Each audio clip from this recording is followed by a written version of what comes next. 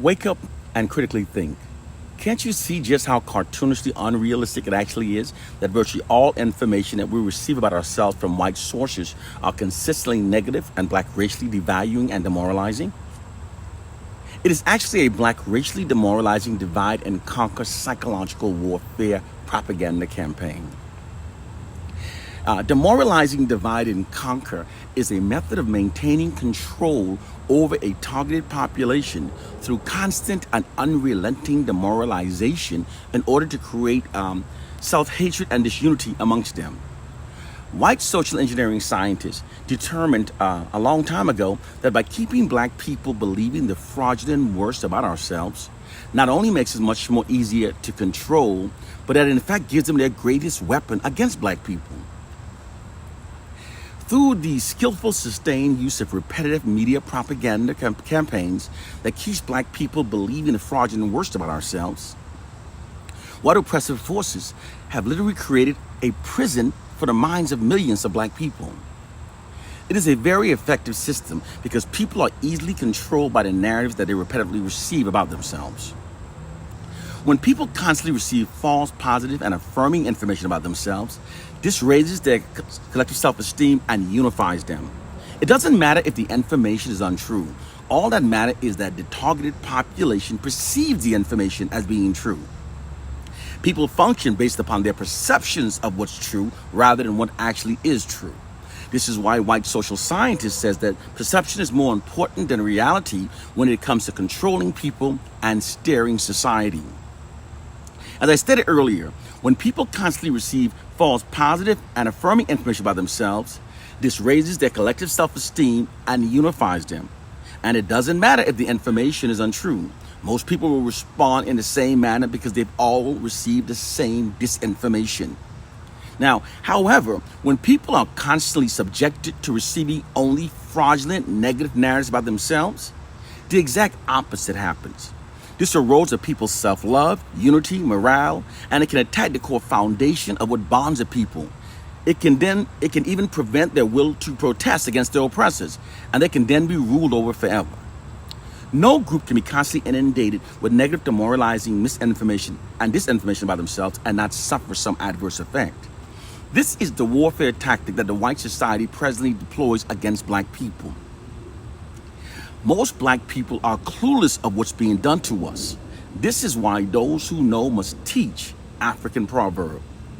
The reason why many black people are now self-hating, perceives ourselves as being our own worst enemies, and reveres Caucasians, in spite of such a brutal history to the contrary, has absolutely nothing to do with a silly slave syndrome myth. This noted current mindset that exists among far too many black people that clearly benefits the white society was deliberately, secretly, subliminally embedded into the collective minds of millions of black people by white propagandists without most of us even realizing it.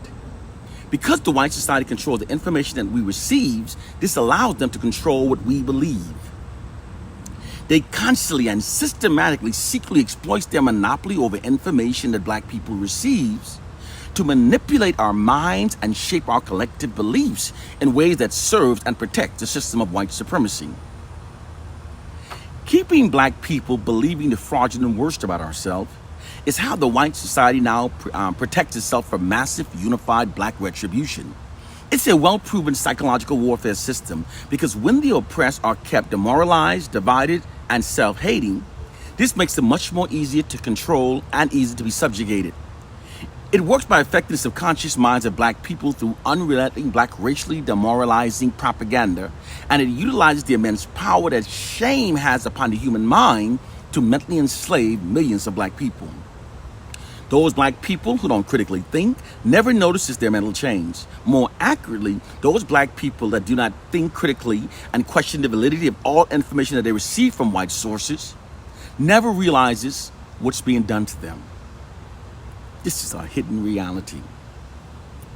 The white oppressors are easily able to falsely negatively distort black people's perception of ourselves because they exclusively control black people's narratives, statistics, study results, and even our mainstream media images. The white society therefore literally owns black people's interpretation of ourselves. This, in fact, means that our interpretation of ourselves remains enslaved by the white society. This allows white oppressive forces to not only subliminally embed black self-contemptuous thoughts into our collective minds, subconscious minds, but to also shift black people's collective aggressions away from the white society and redirect it against ourselves. This is the true reason why many black people are now self-loathing, perceive ourselves as being our own worst enemies, and reveres Caucasians in spite of such a brutally horrific history to the contrary. This is all possible because the human mind is like a computer. No matter how efficient it may be, its reliability is only as great as the information fed into it. If it's possible to control the input into the human mind, then no matter how intelligent a person may be, it is entirely possible to control what he or she will believe. Moreover, people are like computers. All you have to do is keep giving them certain information every so often, and you can persuade an entire generation towards an implied objective. It doesn't matter if the information presented is untrue. Most black people will act upon it because they've all been given the same disinformation and misinformation about ourselves. This control system is deployed like a massive media marketing campaign that constantly subjects black people to seeing and receiving only the fraudulent worst about ourselves.